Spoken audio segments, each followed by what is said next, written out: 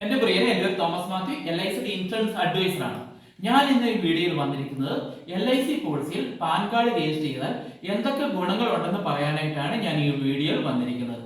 പോളിസിയിൽ PAN card register ചെയ്യുകയാണെങ്കിൽ policy തീരുന്ന സമയത്ത് നിങ്ങൾക്ക് പാൻ കാർഡിന്റെ ആവശ്യം വരും. വലിയ എമൗണ്ട് ആണ് LIC പോളിസിയിൽ ലഭിക്കേണ്ടതെങ്കിൽ പാൻ കാർഡിന്റെ ആവശ്യം വരും. ഞാനൊരു ഉദാഹരണം പറഞ്ഞുകൊണ്ട് ഞാനിത് വിവരിക്കാം.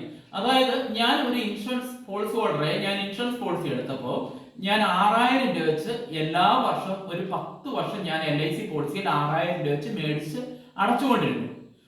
ഒരു തവണ ഞാൻ LIC ഓഫീസ് ചെന്ന് കഴിഞ്ഞപ്പോൾ പിറ്റേ തവണ അടയ്ക്കാനായിട്ട് ചെന്നപ്പോൾ അവിടെ ഓഫീസിൽ നിന്ന് പറഞ്ഞു, ഇനി 6000 രൂപ അടയ്ക്കണമെങ്കിൽ പാൻ കാർഡ് രജിസ്റ്റർ ചെയ്യാതെ ഈ 6000 രൂപ LIC ഓഫീസിൽ എടുക്കത്തില്ല എന്ന് പറഞ്ഞു.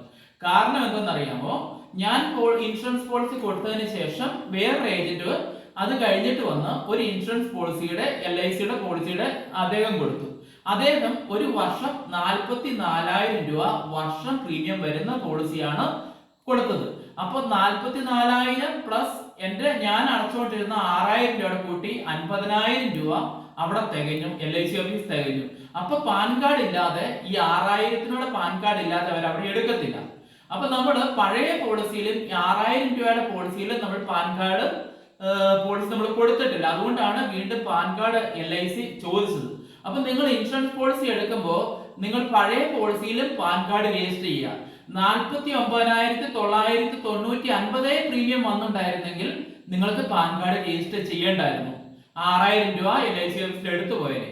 അപ്പൊ നിങ്ങൾക്ക് പാൻ കാർഡ് LIC ഓഫീസിൽ എല്ലാ പോളിസികൾക്കും രജിസ്റ്റർ ചെയ്യുകയാണെങ്കിൽ ഇത്രയേറെ ഗുണങ്ങൾ നിങ്ങൾക്കുണ്ട്. അതുകൊണ്ട് നിങ്ങൾക്ക് ഈ വീഡിയോ പ്രയോജനപ്പെട്ടു എന്ന് ഞാൻ പ്രതീക്ഷിക്കുന്നു. നന്ദി, നമസ്കാരം.